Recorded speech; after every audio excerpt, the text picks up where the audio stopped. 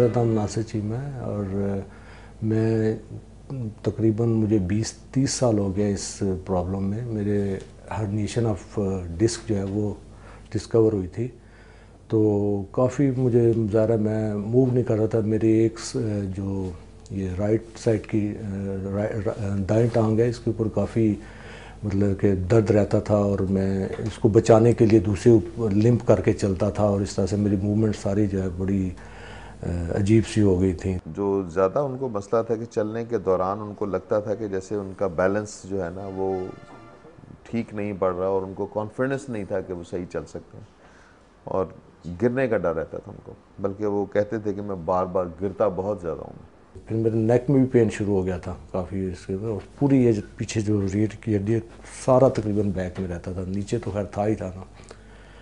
तो उन्होंने भी कहा कि नहीं, आपको तो वो सर्जरी करवा लेनी चाहिए, आप क्यों लेट कर रहे हैं ये है वो। मगर वही बात कि मुझे हिम्मत नहीं पड़ती थी। जब उनको सर्जन बताते थे कि ऑपरेशन के बाद आप की लिमिटेशन होंगी, चलना आपका कम हो जाएगा, तो इस बात से वो खासे परेशान होते थे और वो किसी तरह फैसला नहीं कर पा रहे थे कि उनका ऑपरेशन किया जाए। मैं डॉक्टर साहब से बातें करता था कि कोई लेज़र ट्रीटमेंट नहीं निकली कि लेज़र से ही इसकी वो जो है ना ख़त्म हो जाए, जो प्रेशर पड़ रहा है ना उसके ऊपर जो।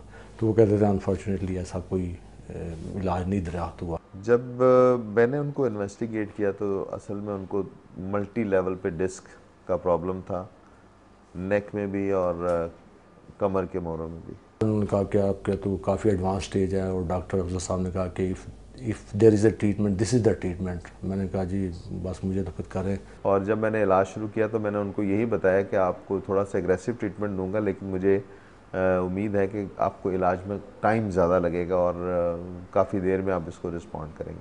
अल्हम्दुलिल्लाह जब शुरू किया तो मेरी उम्मीदों के बरक्स वो जल्दी रिस्पॉन्स उन्होंने शो किया। मेरे कुछ 4-5 ट्रीटमेंट के सेशंस के बाद मुझे ऐसे लगा कि मतलब मैं दोनों टांगों पे चलना शुरू हो गया। मैंने उन्हें अलाउ कर दिया कि अब आप दोबारा से अपनी वॉक शुरू कीजिए। उन्होंने वॉक शुरू कर दी। जो थोड़ा सा उनको कॉन्फिडेंस में कमी थी कि मैं गिर ना जाऊँ, शुरू में तो उनको मसाइल आए इस तरह के कि उनको डर लगता था कि मैं गिरूँ ना, लेकिन आहिस्ता आहिस्ता वो कॉन्फिडेंस गेन करते गए। नॉर्मल मूवमेंट्स में मुझे पेन जो है ना वो ख़त्म हो गई मेरी, कि वरना मैं ऐसे हाथ हिलाता था तो यहाँ स्ट्रेस, इतनी इतनी पेन, कंप्यूटर पे ज़रा हाथ रखूँ, थोड़ा सा काम करूँ तो उसमें मुझे मतलब है कि इतनी शदीद हो जाती थी कि मैं छोड़ना पड़ जाता था कि यार नहीं।